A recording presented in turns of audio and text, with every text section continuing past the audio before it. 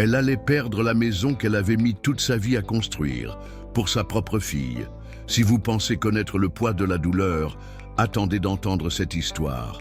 Car parfois, ceux que nous aimons le plus sont ceux qui nous transpercent, au moment où nous nous y attendons le moins.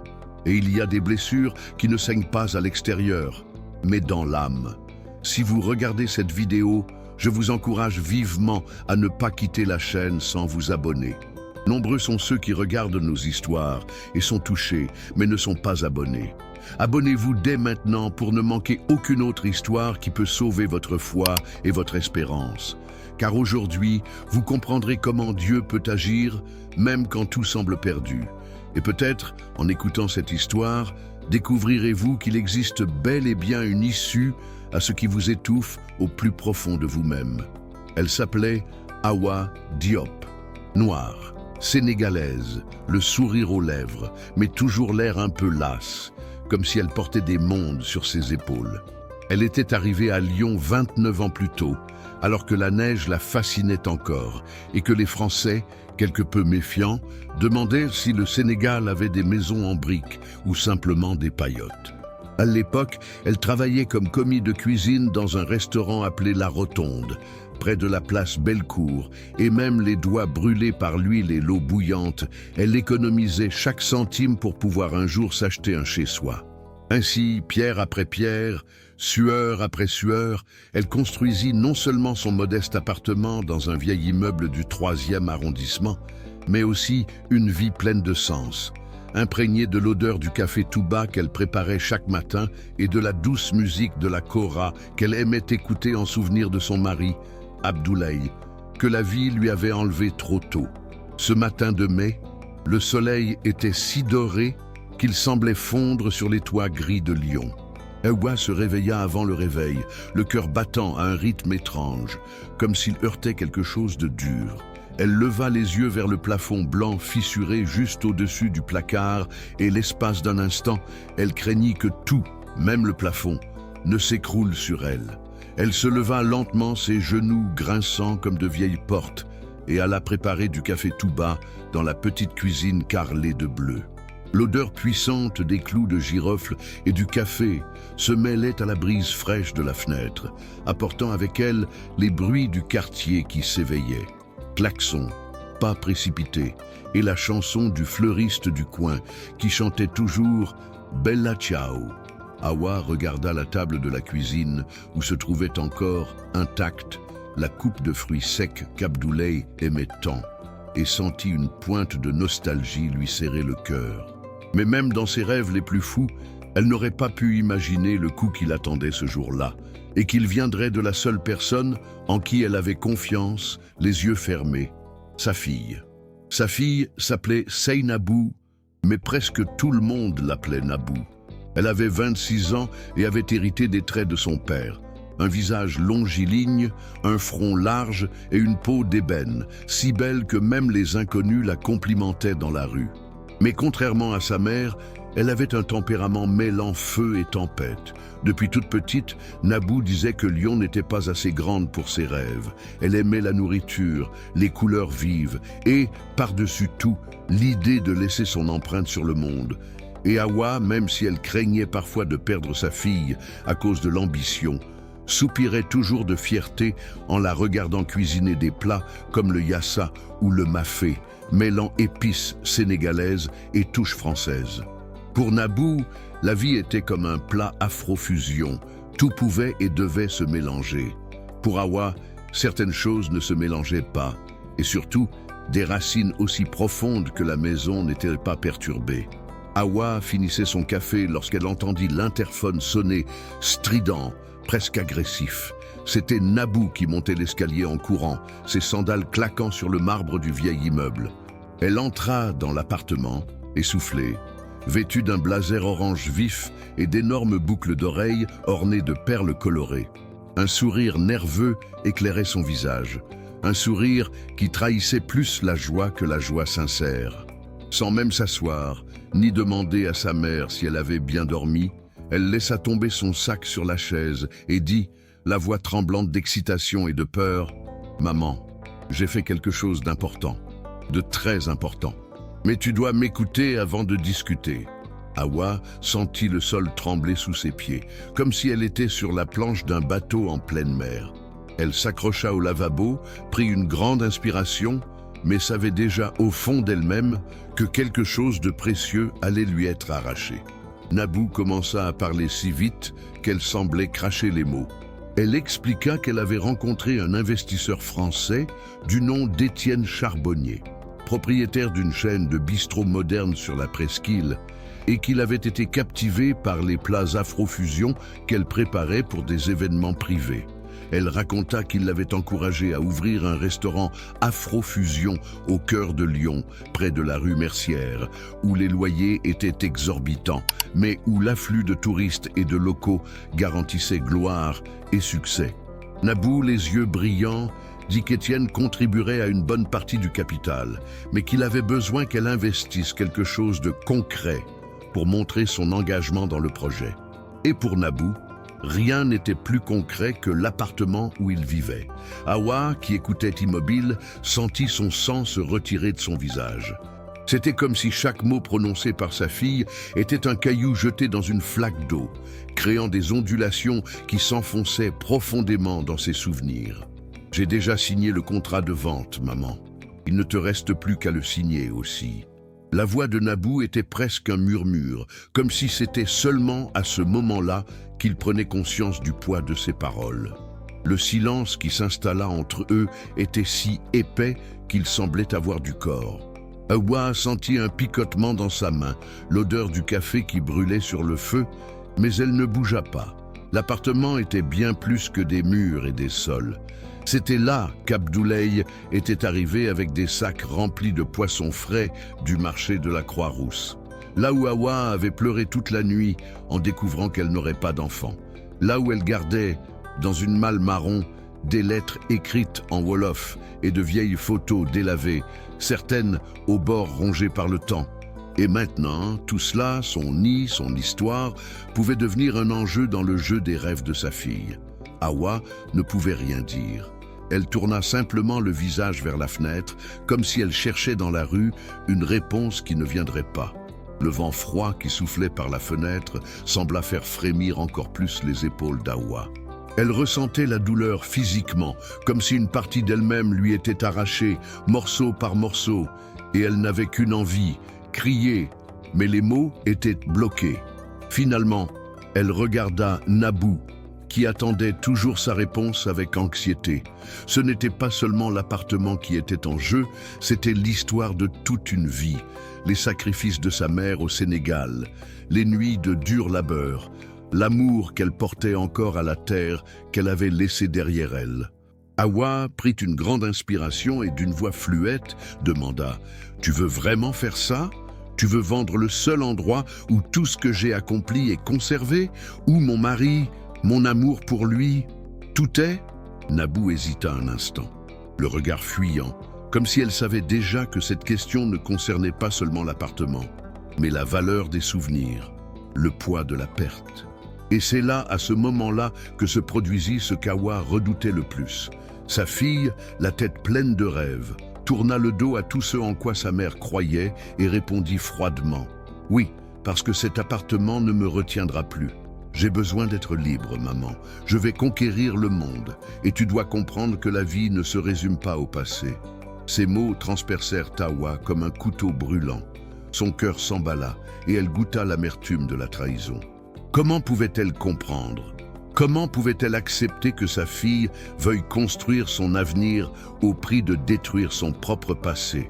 Ce qui la blessait le plus, ce n'était pas le bandeau, mais le regard de Nabou, comme si elle s'adressait à quelqu'un qui ne comprenait rien au sacrifice, à la vraie vie. Hawa sentit les larmes lui monter aux yeux, mais elle les retint. Avec effort, elle se leva de sa chaise et fit quelques pas vers la porte. « Tu as pris ta décision. Maintenant, c'est mon tour, » dit-elle d'une voix déjà pleine de fermeté, mais aussi d'une profonde tristesse. Hawa se dirigea vers la cuisine, le pas lourd, comme si le poids de son histoire pesait sur elle à chaque mouvement. Là, elle prit le vieil album photo qu'elle gardait dans le placard, couvert de poussière, et l'ouvrit à la dernière page. Il y avait la photo d'Abdoulaye, souriant, un bras autour de ses épaules, debout devant la porte de l'appartement, alors qu'ils commençaient tout juste à construire leur vie. La photo semblait un phare, éclairant tous les choix, les chemins qu'elle avait empruntés jusqu'à cet instant. Ce que Nabou ne comprenait pas, ce qu'elle ne comprendrait jamais, c'est que cette maison n'était pas que du ciment et des briques. C'était le rêve d'une femme qui avait traversé mer et continent. C'était le lieu où tout avait commencé et où elle ressentait encore la présence d'Abdoulaye. Hawa regarda la photo, la toucha doucement du bout des doigts. Puis, la voix brisée, dit sans regarder Nabou, « Je te comprends, ma fille. Tu veux être libre. Mais tu sais, la liberté, c'est aussi savoir ce que l'on est prêt à perdre. Je ne peux pas vous donner ma bénédiction pour ça. » Nabou se tut. Les paroles de sa mère la frappèrent comme une lame tranchante. Mais elle ne recula pas. Le rêve d'ouvrir son restaurant était tout ce qu'elle désirait. La chance d'être celle qu'elle avait toujours rêvé d'être. Elle savait qu'aux côtés d'Étienne, elle aurait enfin la chance de voir ses plats savourés et admirés au cœur de lion. Mais en même temps, quelque chose en elle céda en voyant la douleur dans le regard de sa mère. L'espace d'un instant, elles restèrent face à face, dans un profond silence, comme si la réalité se refermait sur elle. Hawa ressentit ce conflit intérieur. Elle ne voulait pas perdre sa fille, mais en même temps, elle ne pouvait pas laisser son foyer être détruit par un rêve qu'elle ne comprenait pas. Sa mère savait que le poids du choix serait énorme, mais elle n'avait pas le choix. Pas sans se battre. Hawa se tourna vers Nabou, le cœur plus lourd qu'avant. Elle regarda sa fille avec des larmes aux yeux, mais la fermeté de son regard était indéniable. Non, elle ne pouvait pas laisser tout ce qu'elle et Abdoulaye avaient construit être détruit ainsi. Avec un profond soupir, Hawa fit ce qui semblait impossible. Elle s'éloigna de l'album photo et se dirigea vers le tiroir où elle conservait ses documents les plus importants. L'ouvrant, elle en sortit le contrat de vente de l'appartement que Nabou avait laissé sur la table. Stylo à la main, Hawa ressentit un pincement au cœur. Non, elle ne pouvait pas le signer, mais elle savait qu'elle devait se battre pour tout ce qui comptait pour elle et son histoire. Le stylo toujours à la main, elle se tourna vers Nabou, qui se tenait sur le seuil de la pièce, les yeux baissés. Les mots d'Hawa tranchèrent l'atmosphère pesante qui les séparait. « Tu feras ce que tu veux, Nabou, mais je ne céderai pas sans d'abord me battre pour tout ce que cet appartement représente. Je trouverai un avocat, je chercherai des moyens de t'empêcher de le vendre. Je ne peux pas te laisser détruire notre histoire sans que j'essaie de t'en empêcher. » La tension emplit la pièce. Nabou était abasourdi, comme si elle s'attendait à autre chose. Ce qu'Hawa ignorait, c'est que sa décision venait d'allumer une flamme inépuisable et que la bataille qui s'engageait à cet instant allait changer le cours de leurs deux vies. Les jours suivants, Hawa ne dormit pas bien. Chaque fois qu'elle fermait les yeux, elle sentait la présence d'Abdoulaye, sa voix douce, comme s'il était à ses côtés, lui demandant ce qu'elle allait faire. Elle savait qu'elle ne pouvait pas céder aux rêves de sa fille, mais elle savait aussi qu'elle ne pouvait pas perdre Nabou, sa fille unique, celle qui portait en elle l'espoir de l'avenir. Hawa passait ses nuits à éplucher contrats et documents juridiques, cherchant la moindre échappatoire qui pourrait l'empêcher de perdre le seul foyer qui lui restait. Elle chercha aussi, en vain, un soutien auprès de la communauté sénégalaise de Lyon, mais les voix étaient rares et beaucoup de ses amis proches avaient déjà déménagé. Ils avaient leur propre vie, et Hawa sentait que ce combat serait le sien seul. Et puis, un matin, la surprise. Un appel inattendu d'Étienne Charbonnier, l'investisseur de Nabou, en voyage à Paris. « Hawa, je dois te parler du projet. Je sais qu'il y a un malentendu entre toi et ta fille. Je sais que la décision est difficile, mais je suis prête à t'aider. » Sa voix était calme, mais Hawa ne savait que penser. Elle se retint de crier, de montrer sa tension. Étienne continua de parler de son intérêt pour le restaurant, mais à son insu, Hawa avait déjà un plan en tête. Elle ne faisait pas confiance à cet homme, ni à ses idéaux, mais elle savait qu'il pouvait être la clé pour empêcher la vente de l'appartement. Et c'est ce soir-là qu'Hawa prit une décision. Elle trouverait un moyen d'utiliser les informations qu'il lui avait données pour se retirer de la vente sans perdre le respect de sa fille. Car une mère, après tout, est prête à tout pour ses enfants, même à se perdre un peu. Le lendemain, Hawa se leva avant l'aube. Sa décision avait quelque chose de solennel, comme si le poids de son choix était plus qu'un simple acte de résistance, mais plutôt une réponse à tout ce qu'elle avait affronté tout au long de sa vie. Elle appela un avocat, quelqu'un qui connaissait ses origines, les difficultés de sa famille à s'installer en France, et avec son aide, elle commença à élaborer un plan. Hawa savait que l'enjeu n'était pas seulement l'appartement, mais la possibilité de reconstruire sa relation avec sa fille, qui s'éloignait de plus en plus. Hawa aimait Nabou plus que tout, mais la douleur de voir sa fille tenter de détruire tout ce qu'elle avait tant bâti ne lui permettait pas d'avancer sans se battre. L'avocat lui suggéra une approche juridique, envisageant une éventuelle contestation dans le contrat de vente, une possibilité de recours judiciaire. Mais Hawa savait que le temps jouait contre elle. La prochaine étape était claire, elle devait confronter Étienne, et non pas simplement négocier avec lui, mais comprendre jusqu'où il était prêt à aller pour convaincre Nabou de suivre sa voie. Cependant, lorsqu'Hawa arriva au restaurant d'Étienne, celui-ci était fermé pour rénovation. Il l'accueillit à l'étage, où, entouré de livres de cuisine et de business plans, il l'accueillit avec un sourire froid. Hawa sentit que la froideur du lieu se reflétait dans l'attitude d'Étienne, et la conversation qui s'ensuivit fut un jeu de masques, où il tentait de dissimuler ce qu'il désirait vraiment, que la vente soit conclue et qu'il ait le contrôle total du nouveau restaurant. Hawa ne se laissa pas décourager. Avec le même calme qu'il affichait, elle lui posa des questions, incisives et directes. Elle voulait savoir comment il pouvait justifier ce qui se passait, sans envisager les conséquences pour sa fille, sans envisager les conséquences pour l'héritage qu'elle essayait de préserver. Étienne la fixa un instant, son sourire confiant s'effaçant, tandis qu'il cherchait les mots pour répondre. Mais Hawa, avec la patience de quelqu'un qui a tant combattu dans la vie, ne se laissa pas tromper. Il essaya de le cacher, mais Hawa savait qu'il était plus intéressé par le succès du restaurant et son pouvoir sur le projet que par la préservation des liens familiaux. Elle fut claire. « Je ne te laisserai pas détruire notre histoire simplement parce que tu vois l'argent et le succès en jeu. Ma fille est peut-être jeune et rêveuse, mais elle doit comprendre qu'il ne faut pas payer le prix d'un héritage sans en mesurer les conséquences. » Étienne ne répondit pas immédiatement.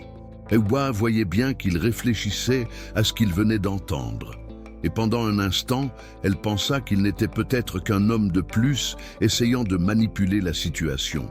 Mais le silence entre eux se prolongea, jusqu'à ce qu'ils disent enfin, presque machinalement, « Tu ne comprends pas, Hawa.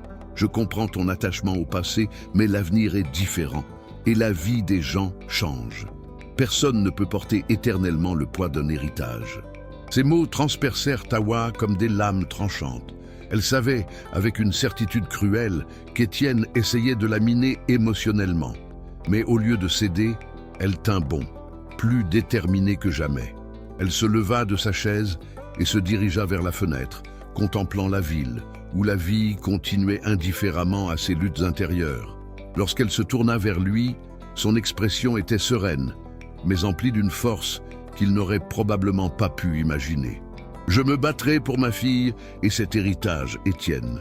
Je ne te permettrai pas de la manipuler. Ce que tu veux n'est pas ce qu'il y a de mieux pour elle. Ce que tu veux, c'est ce qu'il y a de mieux pour toi. » Après cette rencontre, Hawa rentra chez elle, plus forte, mais le cœur lourd. Elle savait que la bataille était loin d'être gagnée, mais elle sentait que, pour la première fois, elle prenait le contrôle de sa vie. Elle savait qu'en affrontant Étienne, quelque chose en Nabou commencerait à changer, mais pas immédiatement. Ce soir-là, elle s'assit à la table de la cuisine, les vieilles recettes de famille étalées devant elle, et commença à écrire une lettre à sa fille. Ce n'était pas une lettre d'accusation, mais une lettre d'amour. Hawa voulait que Nabou comprenne ce qui était réellement en jeu, ce que l'appartement représentait pour elle, pour son histoire, pour l'héritage familial. Le lendemain matin, la lettre prête, Hawa l'attendit à Nabou. Celle-ci, en la voyant, faillit rire, pensant que sa mère finirait par céder. Mais l'expression sérieuse d'Hawa la fit taire avant même qu'un mot ne puisse sortir. Sans un mot, Hawa regarda sa fille droit dans les yeux et pour la première fois, Nabou vit la véritable douleur dans le regard de sa mère. Hawa ne la menaçait pas, ne la faisait pas chanter émotionnellement. Elle révélait simplement ce qui se cachait derrière chaque mur de cet appartement, derrière chaque décision qu'elle avait prise jusqu'alors. Et à la fin de la lettre, Hawa écrivit une dernière phrase qui résonna dans l'esprit de Nabou pendant des heures. La vie que tu rêves de construire ne doit pas nécessairement détruire celle que nous avons construite ensemble. Le passé et l'avenir peuvent coexister. En lisant la lettre, Nabou ne put dissimuler le malaise qui l'envahissait. Chaque mot semblait peser plus lourd qu'elle ne l'avait anticipé, comme si quelque chose en elle s'éveillait enfin. Elle regarda sa mère, qui restait silencieuse, les yeux rivés sur ses mains. Hawa ne protestait pas. Elle attirait simplement l'attention de Nabou sur l'enjeu. Mais contrairement à ce qu'elle attendait, sa fille ne réagit ni avec colère, ni avec révolte. Au contraire, un vide se lisait dans son regard, un doute grandissant s'insinuait en elle. Aussi ferme que Nabou ait été dans sa décision de vendre l'appartement, une part d'elle savait que, d'une certaine manière, elle trahissait sa mère. Elle avait toujours su combien cet endroit comptait pour Hawa. Et maintenant, avec la lettre en main, ces mots empreints de douleur et de sagesse, elle n'était plus aussi sûre de son choix. Un lourd silence plana entre elles. Plus d'accusations ni de paroles dures. Seule la reconnaissance silencieuse de leur douleur mutuelle subsistait. Hawa n'abandonnait pas sa fille. Elle demandait simplement une chance de montrer que leur amour pouvait encore sauver tout ce qui semblait perdu. Nabou resta silencieuse quelques minutes, la lettre toujours entre ses mains, comme si elle luttait contre une vague intérieure. Elle ne voulait pas culpabiliser, ni renoncer à son rêve d'appartement, mais en regardant sa mère, quelque chose en elle finit par se briser.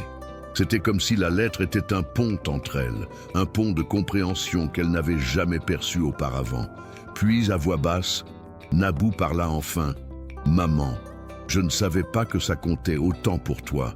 Je voulais juste gagner mon indépendance, mais je vois maintenant que ce n'est pas qu'un appartement. C'est notre histoire, notre mémoire. Je ne veux pas que tu la perdes. » Hawa, incertaine de pouvoir croire les paroles de sa fille, laissa un sourire timide se dessiner sur son visage. Peut-être, juste peut-être, Nabou commençait-elle à comprendre. C'était une petite victoire, mais une victoire quand même. Hawa ne savait pas de quoi l'avenir serait fait, mais au moins, elle savait que sa fille avait encore un cœur à l'écoute. Et c'était plus que ce qu'elle aurait pu espérer. Hawa s'approcha de Nabou, et les mains légèrement tremblantes caressa les cheveux de sa fille. Ce sentiment mère-fille, même au cœur des épreuves, était plus fort que n'importe quel rêve ou désir. Hawa murmura, les yeux remplis de larmes. « Je serai toujours à tes côtés, ma fille. Mais ce que nous ne pouvons pas oublier, c'est que notre passé nous définit, mais notre avenir sera toujours fait de choix. » Nabou regarda sa mère, et pour la première fois, vit non seulement la femme forte qui l'avait toujours guidée, mais aussi celle qui avait dû tant abandonner pour y parvenir. Et c'est à cet instant que quelque chose changea, une nouvelle compréhension, un nouveau respect naquit entre elles. Les jours suivants furent rythmés par des conversations intenses, tandis qu'Hawa et Nabou commençaient à reconstruire le pont endommagé, ignorant l'ampleur de la situation. Nabou s'engagea à reconsidérer la vente de l'appartement, non sans réticence, mais conscient qu'il ne pourrait pas continuer à construire sa vie sans d'abord apprécier ce que sa mère aimait tant. Ce ne fut pas une décision facile pour eux deux. Hawa savait que leur lien était en train de changer et que sa fille, en partant, emporterait avec elle non seulement le rêve d'un restaurant, mais aussi les cicatrices du combat que leur famille avait mené pour y parvenir. Après plusieurs rencontres avec l'avocat et des conversations avec Étienne, Hawa et Nabou parvinrent à un accord. L'appartement ne serait pas vendu, mais Nabou aurait la possibilité d'ouvrir le restaurant dans un endroit moins risqué avec l'aide d'investisseurs qui n'impliqueraient pas de sacrifice majeur pour l'héritage de sa mère. C'était un compromis, une façon de concilier les rêves de Nabou avec le désir d'Awa de préserver ce qui restait de sa mémoire, de l'histoire familiale. Et lorsqu'Awa regarda sa fille, comprenant enfin qu'elle ne se battait pas seulement pour son avenir, mais qu'elle essayait aussi de se faire un nom, elle sut que, malgré toute la douleur et la frustration, la décision avait été la bonne. Et si cette histoire t'a touché, n'oublie pas de liker la vidéo. Dis-moi en commentaire ce que tu as ressenti. Je lis tout, vraiment. Abonne-toi à la chaîne pour ne pas manquer les prochaines histoires. Et surtout, partage cette vidéo avec quelqu'un qui en a besoin aujourd'hui. Ici, dans Histoire de vie, chaque témoignage est une lumière. Et ensemble, nous formons les gardiens de l'histoire. À très bientôt pour une nouvelle histoire.